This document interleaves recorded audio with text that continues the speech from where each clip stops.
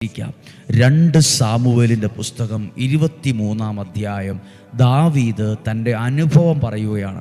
ഈ വചനമൊന്നും കേൾക്കാതെ പോകരുത്, ഈ വചനമൊന്നും മനസ്സിലാക്കാതെ പോകരുത്, ഈ വചനം ധ്യാനിക്കാതെ കടന്നു പോകരുത്.